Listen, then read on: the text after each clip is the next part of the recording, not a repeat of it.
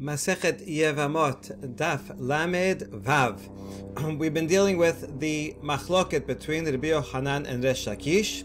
Today we're going to see a challenge to Rabbi Yochanan, one response by Abaye, another response by Rava. Then a challenge to Resh Lakish's side, and finally a proof for Resh Lakish. And after that proof, we're going to see this and two other cases where we established that halacha follows Resh Lakish, even though in general halacha follows Rabbi Yochanan. That'll be the end of that sugya, and then we'll go on to the next part of the Mishnah, which is a discussion of whether a get can work after doing yibum during this type of yibum during pregnancy. Okay, so the machloket between Rabbi Yochanan and Resh Lakish is in a case where the Yevamah is pregnant from the deceased husband, and the Yavam did yibum or chalitza. Is that yibum or chalitza valid? Should there be a miscarriage? Then we could say, well, you did yibum and chalitza. I know you did it while she was pregnant. It would have been better to wait, but now that you did it, it's fine. Or do we follow Resh Lakish, who says, no, it's invalid. As long as she was bearing a child, she had no need for yibum or chalitza. There is no zikah, and so therefore what you did is nothing. It's a zero act, and then therefore, if she should she miscarry, you would have to do that yibum or chalitza once again. Okay, so let's see a challenge to the Rabbi Yochanan first. Metibe from Braita, hakoneset yebim tov nimsat me'oberet. All right, so now we have a man that has two wives and he dies, and the living brother, does yibum and then realizes, she's pregnant.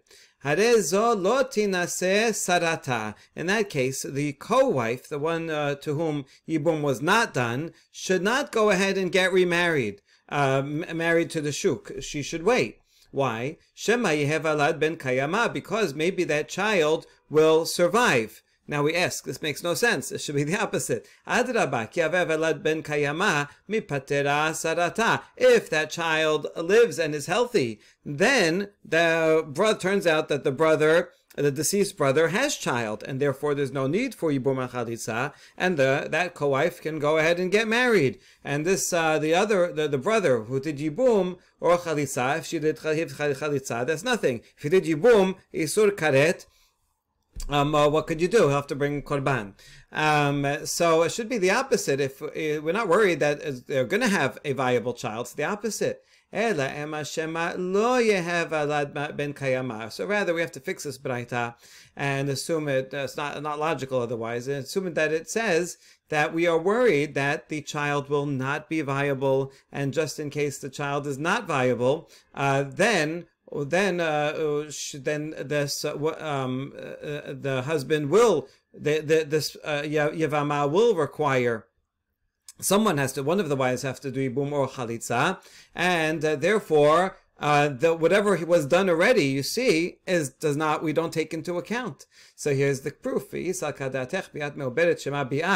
you think that bi'ah with a pregnant Yevamah is valid as yibum, and it turns out after the fact, now that she has a miscarriage, now we can retroactively say, oh look, she never had a child, and so that yibum was yibum. Amai lo tinaseh sarata, then why not allow the wife, the sarah, to get married? Tipater bebi'ah shel chaberta. She will go free through the bi'ah that the other wife made. And so you see that this baraita will not make sense according to Rabbi Yochanan. According to Rabbi Yochanan, there's no worry. If she bears a child and is viable, then the co-wife can go free. There was no need for any yibum or chalitza. And if the child is not viable, well then, don't worry. The other wife already did bi'ah, and that will already count as yibum retroactively. And so either way, we should permit the sarah to go and marry to the shuk immediately after that yibum. So this is, and doesn't say that. So this is a challenge to Rabbi Yochanan. Answer number one, Amar Abaye, Bibi'a kule ama lo pelige, de la patara ki pelige b'chalisa. You know what Abaye says? We misunderstood Rabbi Yochanan's position all along. In fact, he agrees halfway with Resh Lakish. And regarding bi'ah, everyone agrees that the bi'ah, while she's pregnant, is invalid, right? It just doesn't make any sense. She's pregnant here. I mean, the bi'ah is taking her in as a wife, so that you can have a child to uphold the name of the deceased. You're doing that while she's pregnant with the baby of the deceased husband. So that's zero. Everyone agrees. The question is chalisa. Maybe you did the act. So Rabbi Yochanan sabar chalisat me'oberet shema chalisa. Even though she's pregnant, this is now separating. Say, I don't want this to be in this. If the child is viable, so then you didn't need that. But you didn't do anything wrong. Chalisa, there's no prohibition in doing a chalisa just for fun. And if it turns out she miscarried, okay, I already made this declaration and this ceremony and separated from her, so she's separate. Bi'at me'oberet lo shema bi'ah. But Rabbi Yochanan agrees that that intercourse while she's pregnant does not count as yibum. Resh Lakish savar bi'at me'oberet lo shema bi'ah v'chalisat me'oberet lo shema chalisa. Resh Lakish agrees with Rabbi Yochanan, as he said before, that bi'ah while she's pregnant is not considered yibum, but he disagrees regarding chalisa. He says chalisa is the same as bi'ah, and doing chalisa while she's pregnant, she's not yet required for chalisa, so you can't go and do chalisa. It's not, it's premature, and therefore the ceremony does not count. Lo shema chalisa. Okay, and this would explain the baraita above, because regarding bi'ah, everyone agrees that bi'ah while she's pregnant is no good, and that is why the co-wife cannot go ahead and get married to the shuk, because if the child is not viable, then it will require someone will require bi'ah or chalitza. Yeah, the other co-wife did bi'ah while she was pregnant. That doesn't count, not even according to the Rabbi Yochanan. All right, so all that is a good answer, but it's challenged. Amar le Rava, manafshach, I bi'at me'oberet shema bi'ah, chalisat me'oberet shema chalisa. I bi'at me'oberet lo shema bi'ah, chalisat me'oberet nameh, lo shema chalisa. Deha kaimalan. Dekol ha'oleh li'ibum oleh la'chalisa, v'chol she'en oleh li'ibum eno oleh la'chalisa. Rabba says this doesn't make any logical sense, right? Pick a lane, choose one or the other. If you're going to say that the bi'ah while she's pregnant is considered yibum, then you should say the same thing for chalisa. And if you think bi'ah is not good, then you should say the same thing for chalitza. Why? Because we have an established principle that anyone who can do yibum can do chalisa, and anyone who cannot do yibum and cannot do chalisa. These are a pair; they go hand in hand, and you can't say that one works without the other. Okay, so this is Rava's challenge. Abaye could respond that there are cases, in fact, like this, when there is an isur lav or isur kedusha. We saw that in those cases you need to do halisa, even though you cannot do yibum.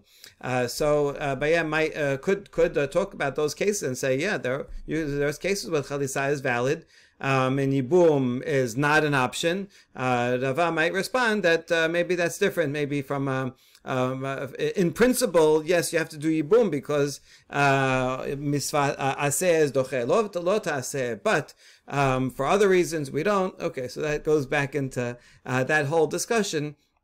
Okay, but this anyway is an important principle. And so Rava says, no, you can't have one without the other.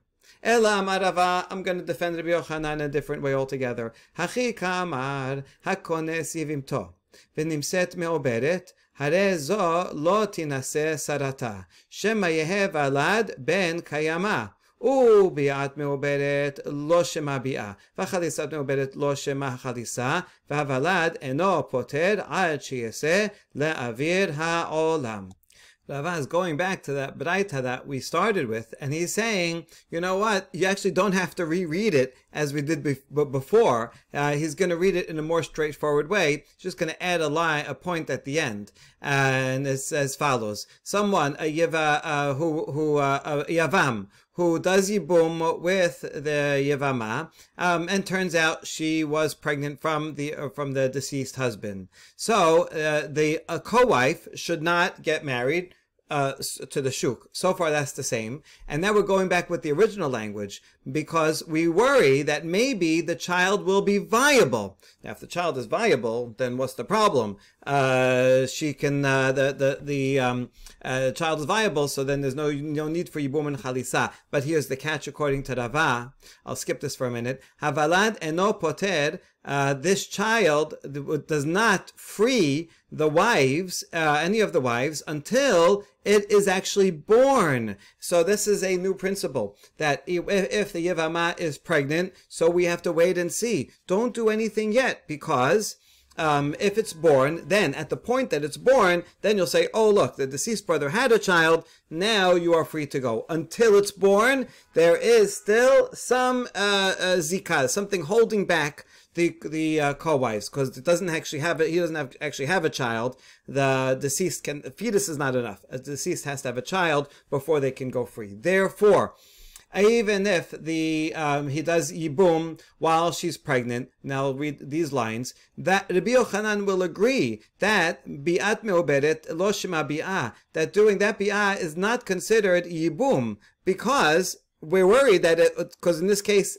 a child actually is born, a viable child. If no viable child is born, then Rabbi Yochanan says, oh, that retroactively is good. Or if it was chalitza, that retroactively is good. But if a viable child is born, then that bi'ah and chalitza were nothing. All right, obviously they were nothing because he has a child. Nevertheless, don't get married, you co-wife, because you have to wait until the child is actually born before you can go free. Before that, there is still a zikah, and you have to wait and see for there to be an actual child. Okay, so this is very interesting. We do have to add in this halacha, but otherwise we can actually save the Baraita according to its original wording.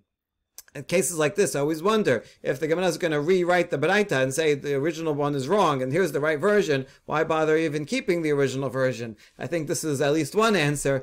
Sometimes when you do a little more analysis, you see that the original version really was correct. We just did not fully understand it. Okay. Tanya kevate de Rava, and what Rava says here, and we actually have another Baraita that says explicitly this. Hakones ibn tov niset mimset me'oberet. Harezo lo tinaseh sarata.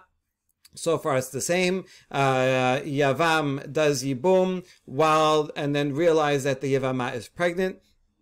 So even though he did yibum, the other wife should not go and marry to the shuk, because Shema Yehe Balad Ben Kayama, this pregnancy from the deceased husband may end up with a viable child. Ben bi'ah v'chalisa poteret, and any bi'ah or chalisa will not free her, because there was no need for yibum or chalisa in the first place, so they don't do anything. Ela valad poter, only this child can free the co-wife, because now there's a child, and there was never a need for yibum and chalisa. Vavalad en potra ad sheyesed la'avir ha'olam. And when does a child allow the wives to marry? Only when it's born. Then you can say, oh look, the brother had a child, the deceased brother had a child, and therefore his wives can go marry anybody who they want. Right? So this Baraita has it explicitly what Rava said. Now that we gave two responses to this challenge to Rabbi Yochanan, Abai and Rava, Rava's response is so good that we're actually going to use it and turn it against Resh Lakish. So we're going to have a challenge to Resh Lakish's opinion. Based on this, Ta'ama, the reason why Yibum or Halisa do not work in this case, according to Rabbi Yochanan, the only reason is Shema Yehe Balad Ben Kayama, who we're worried that the child will be viable. If it is viable, then Yibum and Halisa were nothing. And so that's why the Sarah should not go free, because the Yibum and Chalisa won't work because there's a child, and but you have to wait till it's born. Okay,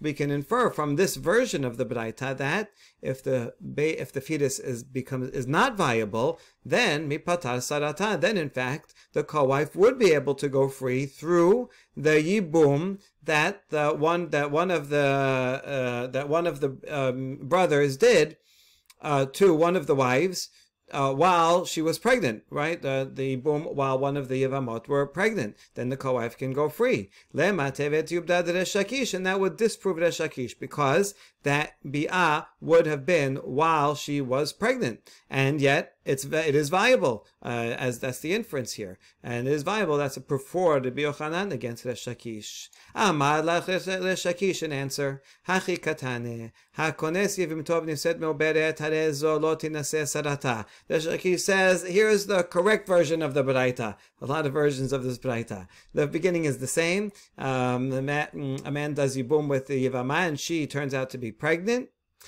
So the co-wife should not remarry. Why? Shema lo yehev alad ben kayama. Now we're adding back in the law, as we did before. The original one said maybe it is viable. Then we changed it to not viable. Then we Rava revived the one without the law, but now we're bringing it back. Okay, so perhaps the child will not. We're worried that the child will not be viable, and v'chalisat meoberet lo shema chalisa, ubiat meoberet lo shema bi'ah. And this is a shakish. Doing chalisa or doing bi'ah while she is pregnant is not going to be anything at all. And therefore, just in case the child is not viable, the co-wife cannot go free, because if the child is not viable, then the co-wife needs Ibum or chalitza. Ibum or chalitza done while pregnant is no good. So that's why we can't let her go. All right.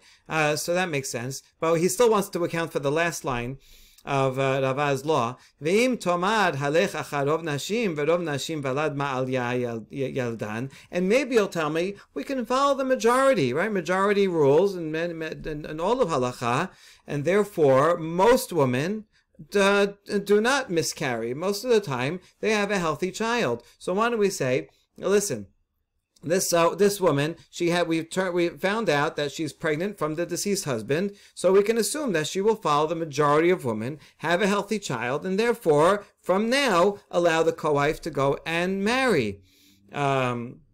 So to that is the answer, is the continuation of the Baraita, Valad en poter ad she'yaseh la'avir ha'olam, that the fetus does not allow the wives to go free until the mothers of the fetus, the wives of the husband, until it's actually born, and that's why she has to wait, right? So we are worried.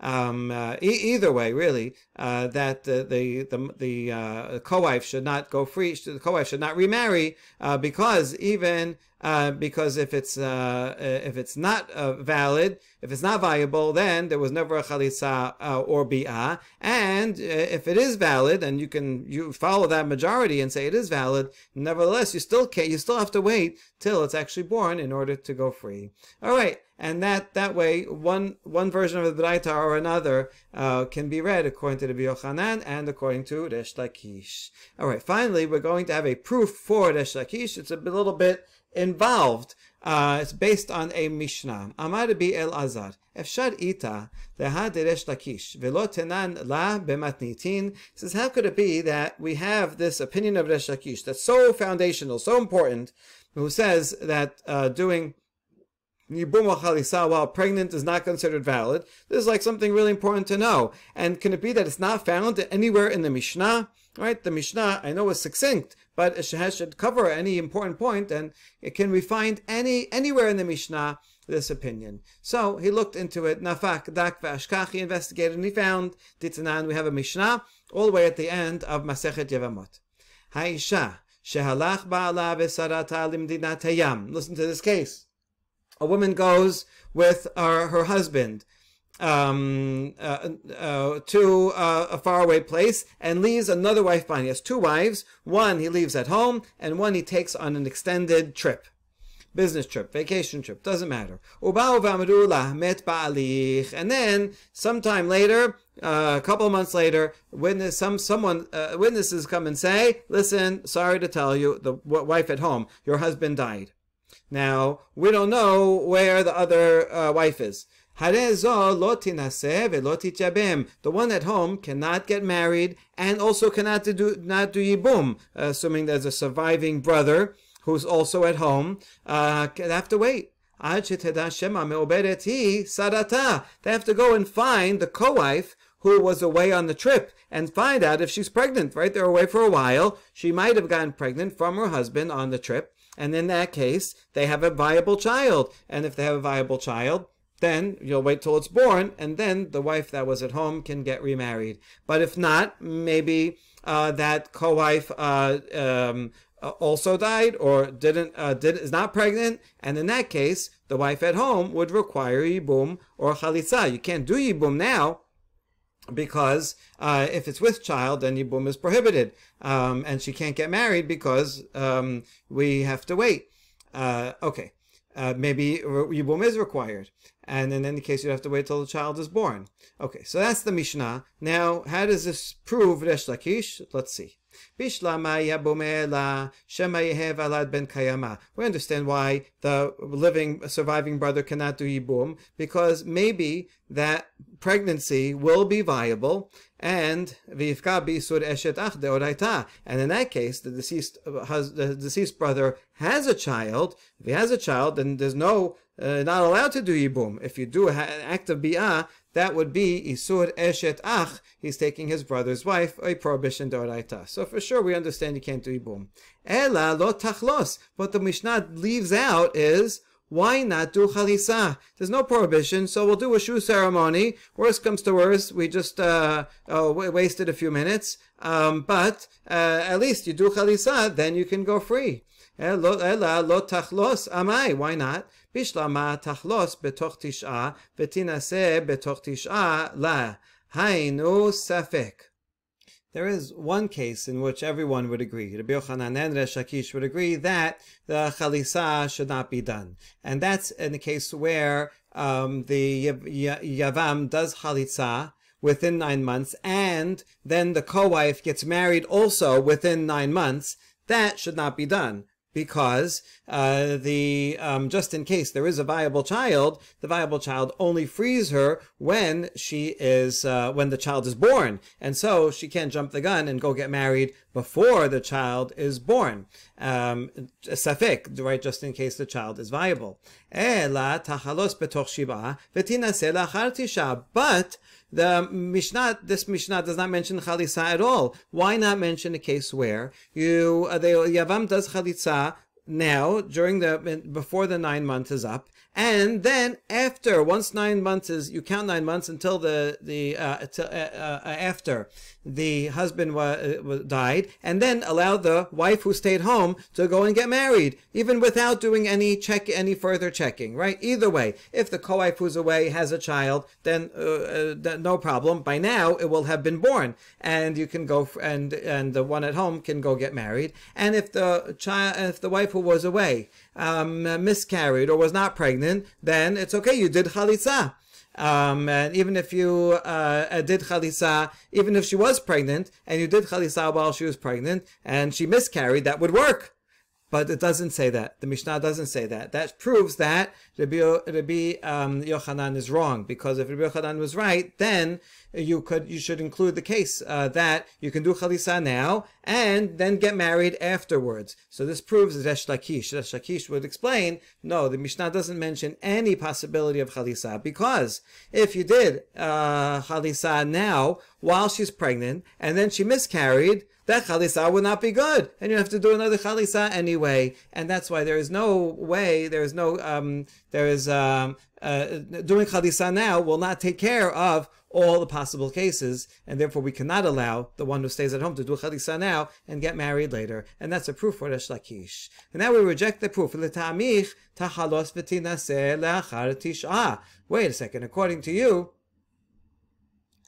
why not allow chalitza in the following case? Wait 9 months, and then do chalitza, and let the wife who's at home get remarried. That would be fine according to everyone, because there's no possibility that there's some other wife who's pregnant at that time. And if she had a child, good, it's born. If she never had a child, then you did the chalitza. And so if the Mishnah needed, the only proof is from the fact that the Mishnah didn't talk about a case of chalitza, but the Mishnah did not refer to this case of chalitza. chalitza, which is good according to everybody. Ela bar minah dahi. You know what? Forget that Mishnah. That Mishnah has nothing to do with our case. D'Abaye bar Abba v'Rab Chinena bar Abaye d'Amre Tarvaihu Shema Yehe Valad ben Kayama v'Nimsa Ata Masricha Charoz Lichuna. Rather, the explanation of that Mishnah is something completely different.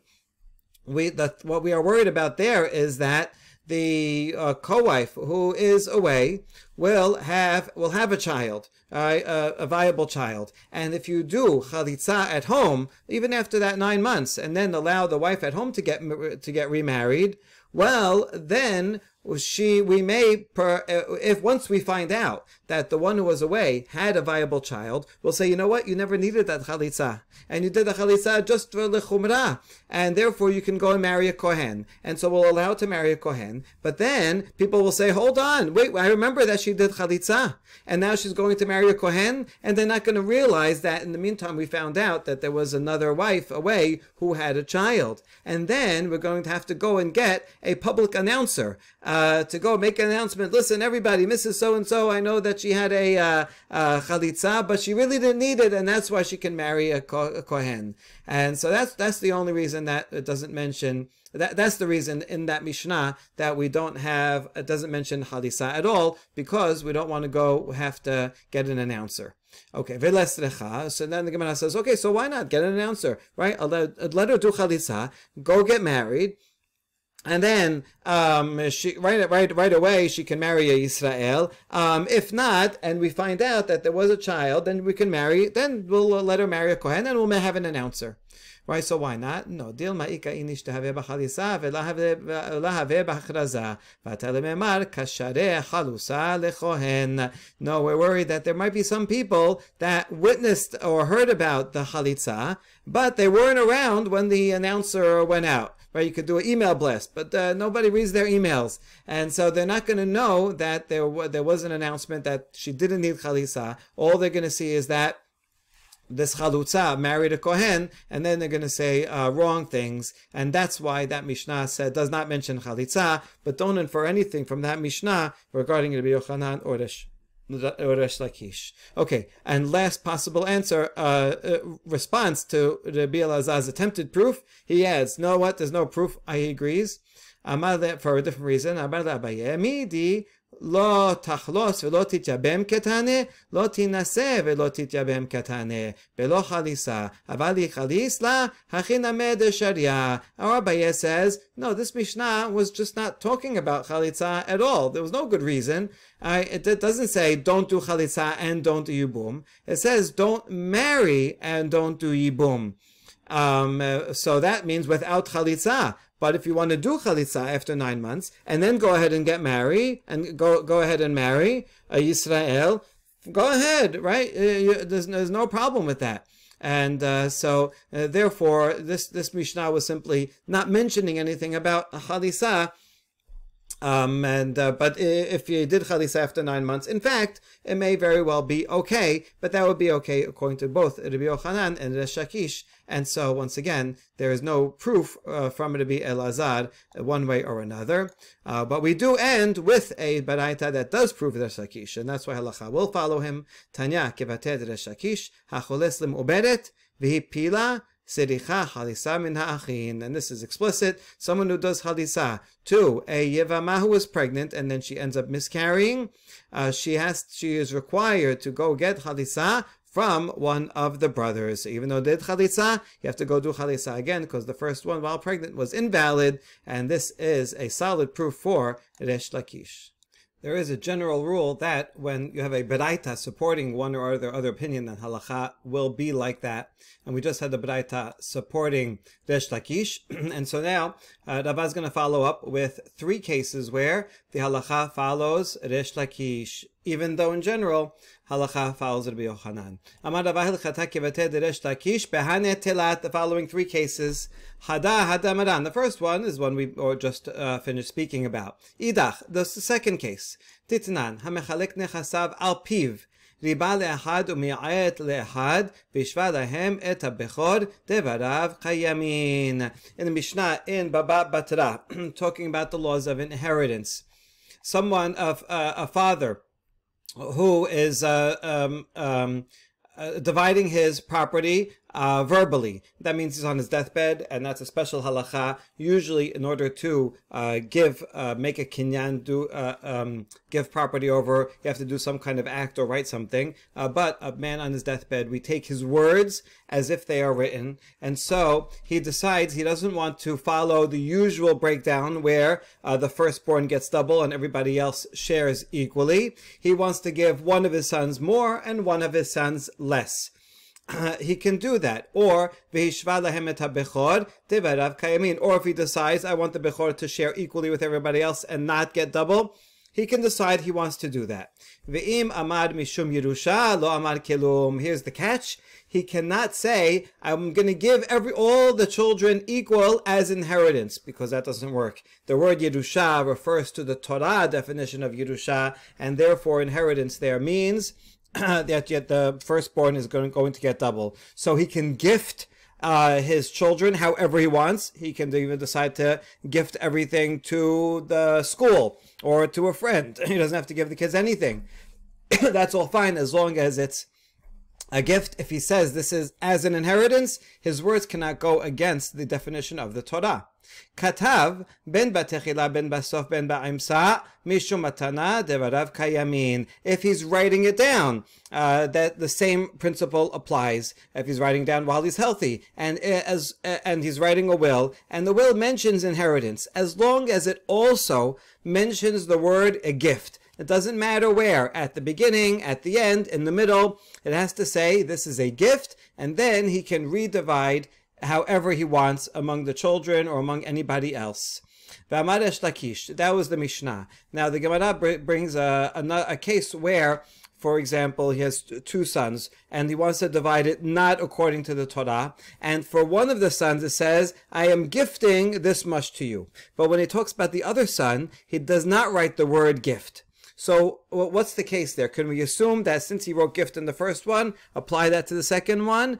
Or not? He has to write gift for each and every child. ואמר ריש לקיש לעולם לא קנה עד שיאמר פלוני ופלוני ירשו שדה פלונית ופלונית שנתתים להם במתנה שירשום. Rish Lakish there was astringent.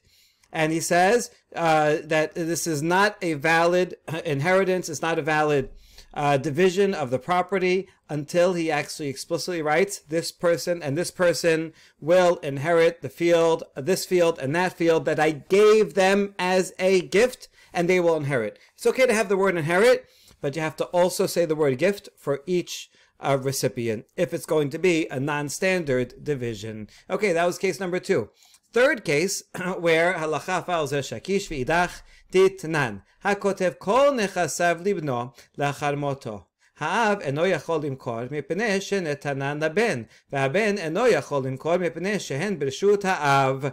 So we have a father, while he's alive, he writes down that I'm going to give all of my possessions, all of my field to my son. Could be anybody. In this case, it's a son after I die. That's what he writes. Now, since he already gave it over, or at least in the future, to the son, the father cannot then go and sell it to someone else because he does not have full possession over it.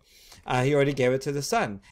The son also cannot go and sell it to a third party because he doesn't have full ownership. It's partially belongs to the father. The way it works is that when the father gives it over to the son, basically the father retains the right to use the field. He can plant whatever he wants and he can reap it, and any fruits, anything that grows, goes to the father. However, the land itself is going to the son and therefore is partially already owned by the son. But neither of them fully owns it. If they both get together and agree, hey, listen, I agree, the father says all the fruits will go, and the son says the land itself will both sell it to a third party, they could do it. But one without the other is not a sale. And so, therefore, similarly, machar ha'av mechorin ad sheyamut hu. Machar haben en alokeach kelum ad sheyamut ha'av. If the father would go and do the sale, it's not a full sale, but the fruits that the father gets all those years until he dies, those can be sold, and the third party therefore will be able to benefit from the fruits until the father dies, as long as the father would have benefited from it. If the son sells it, then the buyer does not get anything, no fruits, until the father dies. When the father dies, then that sale kicks in. So since the son owns the land itself, just not the use of the land, so he can sell the land itself, and will go to the third party when the father dies. Okay, good. So that's the Mishnah. Now, V'itmar. Machar haben bechaye ha'av, umet haben bechaye ha'av. What about this case, where the father says, when I die, the land will go to the son? Basically, that language is saying, only when I die does he get full possession. In the meantime, I'm keeping the fruits. But the land itself, what is the status of it? So here's the nafkamina. What if the son dies before the father? Right? The father says, "Here, I'm gonna gift to my son. My son will inherit me after I die this land." But the son dies first while the father is alive. Then what happens? And in the meantime, the son, while he was alive, gifted it to someone else. Rabbi Yochanan Amar lo kana lokeach. He says the third party gets 0 because the son did not yet receive it. So the third party, he got sold something that was not owned by the seller. Resh Lakish Amar kana lokeach. Resh Lakish says it's okay. Eventually, when the father dies, since it would have gone to the son, and the son sold his right to the land to the third party, it does go through, and the third party gets it, even without the middleman of the son. They explain their reasoning. Rabbi Yochanan Amar lo kana lokeach kinyan perot ke kinyan haguf tameh. Rabbi Yochanan explains that the third party doesn't get it because possession of the fruits is like possession of the item itself. And because the father retains the rights to the fruit of the land, so therefore he essentially owns the land itself. And it's only in the future that he says, when I die, then you'll get everything. But right now, the father owns everything. Therefore, when the son sold his right to the land, he didn't own the land yet, so he sold something that he could not sell, and therefore the third party is out. Whereas Veresh Lakish Amar kana lokeach kinyan perot lav ke kinyan haguf tameh. Resh Lakish says that sale goes through and the third party gets it because the ownership of fruit is not like ownership of the actual land, and it's possible to separate them. And therefore, what's the father's point? The father's point is that, listen, I don't want to go through the trouble of after I die you have to figure it out, so therefore I'm giving it to you after I die, but really I'm giving it to you now. The land is yours now, and it's possible to separate fruit from the land. So the father says, listen, I'm going to hold on to the fruit, I get the interest, you get the principal. And because you can separate those two, when the son, while he's alive, sells the land to the third party, that sale happens, and then when the father dies, the third party will fully own the land. We continue on with the Mishnah that said, En havalad shel kayama yekayem.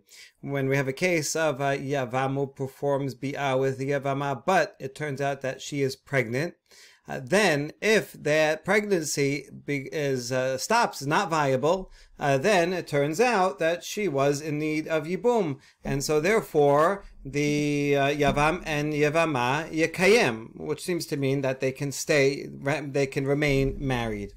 But not so simple. Tana, Mishum Rabbi Eliezer Amiru, Yosi Beget. Rabbi Eliezer says, no, that doesn't mean that they can remain married. It means that Yibum was a valid Yibum, but he gets a penalty that he has to give her a get and leave, because he did something irresponsible. Because he know that this pregnancy is not good. Maybe it would have been a good pregnancy, or you should have checked and made sure, wait 3 months. And don't put yourself in a situation where maybe she would give birth to a viable child, and then this bi'ah that you would have done would be isur karet. So therefore, that now that you did yibum while she was pregnant, although it is valid, you cannot remain with her. You have to go ahead and give a get. Incidentally, this seems to follow the opinion of Rabbi Yochanan, who says that yibum, while pregnant, is in fact a valid yibum, which is strange because we just went through a whole thing proving that Resh Halacha follows Resh Lakish. One could answer that maybe Rabbi Eliezer means by this that you would have to perform yibum again and then give a get in order to get out of it, but you cannot do yibum and remain married according to either opinion. Okay, so that's the opinion of Rabbi Eliezer. We're going to bring in now another similar case. Amar Rava. Rabbi Meir v'Rabbi Eliezer amiru davar echad. Rava said that Rabbi Eliezer here, Rabbi Eliezer Hadamaran, who said that if you violate something, and you go ahead, you're not supposed to perform bi'ah, and then you go ahead and do it anyway, then you get penalized. You cannot benefit from that. That's what Rabbi Eliezer said. So Rabbi Meir said something similar in a different case. Rabbi Meir, Detanya, Lo yisa adam me'oberet chavero u'meneket chavero. A man may not go ahead and marry the wife of his friend who is pregnant or who is nursing, assuming that they got divorced or his friend died, and then leaving a woman who is pregnant or nursing. Another man should not marry her until he waits 24 months after she gives birth, which is when she stops nursing. The reason is because this new husband, he's going to want to have kids of his own, and so then he's going to want to have relations with her while she's nursing, and we already saw that if she becomes pregnant again, then her milk will dry up, and then that will put the infant in danger. Or if she's pregnant, then she's going to give birth, then she's going to need to nurse the child, and the friend is not going to care that much about his friend's child. He's going to want to have one of his own, and therefore that will put the infant in danger. Okay, so that's therefore not allowed. This seems to be a drabanan. Ve'im nasa yosi, and if let's say he goes ahead and does a kiddushin anyway, then the court will force him to leave her, to divorce her. Ve'lo yachzir olamit. Not only that, and the court will impose a further fine that he can never marry her again because he violated the law. Chachamim are more lenient, and they say if he goes in and marries her within 24 months, we do force him to divorce her. But then, when the time comes and she's done with nursing, then he can go ahead and get married. So Chachamim are just very practical. We just actually don't want them to be together. But Rabbi Meir goes an extra step and says if he violates and is with her against the will of the Chachamim, then he can never marry her at all. Okay, so you see that Rabbi Meir is stringent in this case, and this is similar to the case of Rabbi Eliezer, also where we say, because you did not do what you were supposed to and wait, and you go ahead and went and did bi'ah anyway, now you have to give a get, and then you won't be able to be with her. Okay, Amar le Abaye. Abaye told, this was a statement of Rava who thinks that they're the same. Abaye says, Mimai dilma lohi adkan lo kama Rabbi Eliezer hacha ele mishum de kapaga be'isur eshet ach deoraita aval hatam de Rabbanan ke Rabbanan svira le. Abaye says, no, the analogy is not good. You cannot assume that Rabbi Meir would agree with Rabbi Eliezer in this case. Maybe Rabbi Eliezer would agree with Rabbi Meir. Rabbi Eliezer maybe only talks about the case of Yibum because he potentially would have violated a Sur Eshet Ach, which is a Deoraita law. And therefore, there's a greater reason to penalize him and say, you have to give a get, and you can't be with her. But in the case of the nursing woman, that is only Rabbanan. And so therefore, maybe even Rabbi Eliezer might agree with Chachamim, who are more lenient in that case, and say you can go ahead and marry her after the time is ready. Or you can actually flip it around. Ad kan lo kamar Rabbi Meir hatam, ela mishum de Rabbanan, chamim asu chizuk lidebrehem yoter mishel Torah. Or maybe Rabbi Meir was stringent in the nursing case precisely because it's only a de Rabbanan law, and people tend to discount the Rabbanan laws and take them lightly, and therefore the Chachamim have to make an extra precaution regarding the Rabbanan laws and say, listen, if you jump the gun and marry her before we say so, then you can never be with her. But maybe Rabbi Meir would say, in the case of Yibum, you don't have to worry so much, because it's a Deoraita, it has its own strength, and people are going to be very careful and they're not going to want to put themselves in such a situation of a possible Isur Karet Deoraita, so people will separate themselves on their own, and you don't need to add any extra penalty. Good. Amar Rava, u'divrei chachamim yosi'a beget. Rava adds a point of clarification of the baraita that we just mentioned about a nursing and pregnant woman. And he says that according to Chachamim who disagree with Rabbi Meir, it's nevertheless Yotzi'ah beget. He still has to give her a get, even though he can remarry her after the 24 months.